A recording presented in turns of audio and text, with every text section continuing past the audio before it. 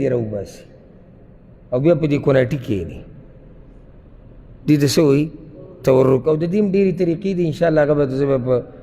خپل ځای کې چې کله دا مسله راله هلته تفصیلا به یې زه بیان کړم، خو چې صرف دې کې تاسو ته داسې معلومه شي. وکان ینهى عن عقبة الشیطان، او رسول صلی الله علیه وسلم به د عقبة الشیطان نه منع کوله. عقبة الشیطان دې ته اقعام ویل کېږي. د شیطان عقبة الشیطان، او یو حدیث کې راځي چې داسې مه کښېنئ لکه څنګه چې سپی کښېني. دا کله کېږي دا عقبة الشیطان؟ دا چې کله سړی د دې دوو سجدو نه راپاسي که نه درېم رکات ته، یا نه د دویم رکات ته، او یا د درېم نه راپاسي څلورم رکات ته. که خیال هم کړی دې کې د سپین ږیرو نه دا کار کېږي. عقبة الشیطان څه ته وایي؟ چې سړی کینی، یعنې خپې ښه جوختې ولګوي او دا خپې ودروي، زنګنان ودروي، او دا کوناټۍ د دې په دې پوندو له پاسه راشي، خیال هم دی که نه، او لاسونه یې یخودي. څوک به وکړي؟ ویې که هغه طرف ته مخ ته ویې که، هغه طرف ته مخ که ویې که. نه نه ما خو دې ته کولی شي. خیال هم دی که نه، دا ته دا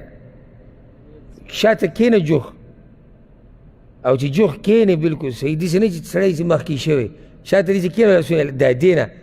د دې نه رسول الله سلم منع کړی ده. ولې؟ ځکه چې دې کې تشبیه د سپي سره راځي. سپي ته خیري هغه د شاته خپل کوناټۍ چې دی بخپو یخودی او مخې ته یې لاسونه ودرولي، د دې نه منع کړې ده. او ګوره چې کله د سنتو سړی دغه کوي چې دا زموږ په مذهب کې نشته او دا دی او دغه دی، به سړی دې مسله کې پوهېږي. سنت طریقه جلسه استراحت ده، یعنې چې سر راوچت کې لږ ساعت کښېنه بیا ودرېږه. نو چې لږ ساعت سړی کښېني ودرېږي ته دا مسله نه راپېښېږي. دا هله سړي ته راپېښېږي چې د سجدې نه ډایرکټ پاسي. نو د دې نه رسول الله وسلم منع کړې ده. یو بله اقعام ده. اقعا په دوه قسمه ده، یو نه شریعت منع کړې ده، د یو باره کې اجازت دی. هغه بله اقعا ده. په صحیح مسلم کې حدیث دی، دا د فایدې دپاره ذکر کو چې موږ وایي دا طاووس رحمه الله وایي موږ د عبدالله بن عباس نه تپوس وکړو دغه اقعا په باره کې. وی راته وایي چې دا سنت طریقه ده. هغه اقعا څنګه ده؟ دا ګوره مسله به تاسو اول پرې راوړئ، الا دا چې زما د مشکات شرح اورېدلي یا د بلوغ المرام هغه ته معلومه. د دوو سجدو په منځ کې د ناستې طریقه موږ اوس وښووه. څه طریقه ده؟ ګسه خپه به سملې، ښی خپه به ولاړئ او ته به کښېنې. یوه اقعا سنت طریقه ده د دوو سجدو په منځ کې بس، او هغه دا چې ته کښېنې او دا دواړه خپې دې ولاړې او ته پې له پاسه ناستې. پوه شوې؟ که نه یې پوه پې؟ یعنې دواړه خپې ولاړې. ګوره زه دا نه یم چې دا مخې ته زنګنان ولاړې. ته وکړه هغو ته مخ کړه، ملګرو ته مخ کړه. دا د دوو سجدو په منځ کې بس اخرنۍ قاعده کې نه، او نه په منځنۍ قاعده کې. ګورئ اتحیاتو ټیم کې نه، د دوو سجدو په منځ کې دې ته هم اقعا وایي په عربۍ کې، او دا مستحب ده. ولې؟ ځکه چې دوو سجدو منځ کې ټیم لګي، نو مختصر وخت کې داسې هم کښېناستی شي، او دا بله طریقه هم کولی شي. وینهى ان یفترش الرجل ذراعیه افتراش السبع، او رسول الله وسلم به دې نه منع کوله چې سجده کې به داسې سنګلې او لیچې نه خورئ لکه سپی او درنده ځناورې چې خورئ. ته سجده کې پروت یې، دا بعض خلک سجده کې داسې پراته وي، دا سنګلې لګولي ده. نو دې کوم تشبیه د ځناورو سره راځي. او را به شي تفصیل ته خو ما سرسري خبره وکړه، موږ صرف د حدیث ترجمه وایو، مسلې ډېرې پاتې دي. یعنې سجده چې لګې که نه، ګوره دا خبره یاده ساته، سجده چې لګې دا ورون نه دی ورون یا پتون ورته وایي دا به د خېټې نه لرې ساتي یعنی دې سره به دا خېټه د ورون سره به خېټه نه جوختي او دا اړخ نه دی دا مټ دا به د اړخ نه لرې ساتي یعنی بعضو داسې چل کړی او بیا دا لیچې یا سنګلې دا به د ځمکې نه بره ساتي دا صحیح طریقه ده صحیح ده انشاءالله موږ به د تطبیقي مخایو را روان درسونو کې چې تاسو به مخکې اوشي چې تاسو ووینئ او دا طریقه دا داسې دا د دې نه منه راغلی او دا مسله ګورئ زنانو دپاره هم ده ګورئ دا هلته بې دلیله فرق دی چې زنانې چې وي سجده لګوي ټول به ځان جوخ کړي بې دلیله مسله ده کومه مسله چې رسول صلی وسلم بیان کړې ده او کوم مونځ چې کړی هغه زموږ ټولو دپاره دی ځکه چې هغه وایي داسې مونځ کوي څنګه چې زه کوم الا دا چې دلیل لا شي چې ښځه به داسې کوي او دلیل په دې نشته دا بعضو مولیانو دا خبره کړې ده وایي دې کې د ښځې دا د ښځې دپاره غوره ځکه چې پرده کړي یو خو دا عقلي خبره دی کوي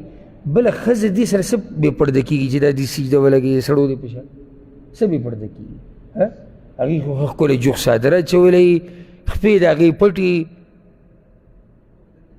کور کې دننه په کوټه کې دننه ځان له ګوټ کې مونځ کوي نو دا مسله بې دلیله ده وکان یختم الصلاة بالتسلیم او رسول صلی الله مونځ په سلام سره ختمه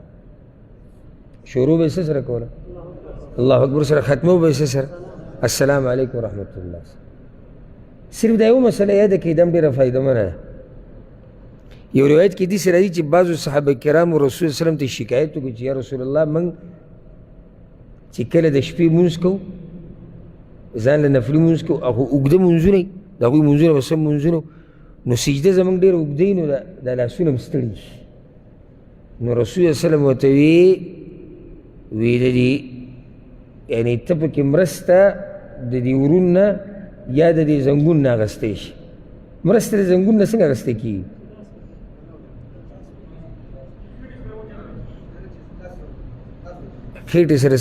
خېټې سره ورون ولې جنګې چې دا سنګل چې کومه ده دا تکیې د به کوم ځي په دې خپه باندې په دې ورون په دې زنګون باندې د دې ګنجایش اوس کوم ځای کې دی چې اوږد مونځ یې زه ښیم چې موږ ته به دې ضرورت نه راځي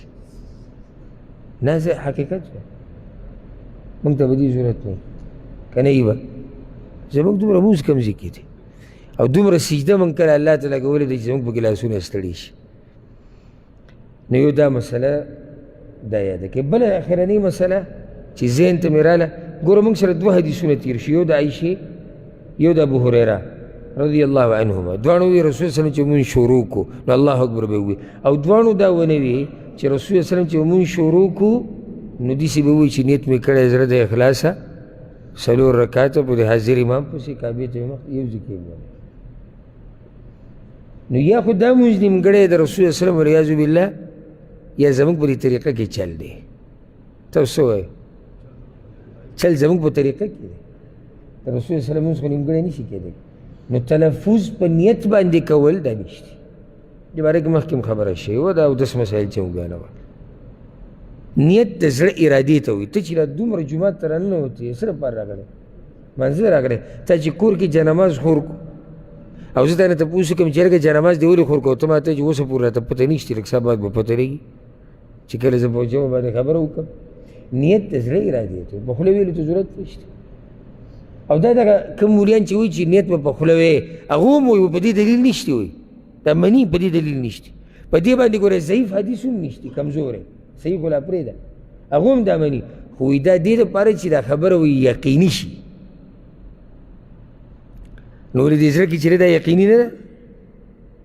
امام وایي الله اکبر امام سره په الله اکبر کې شریک کېده تکبیر تحریمه کې دې لوی اجر او فضیلت دی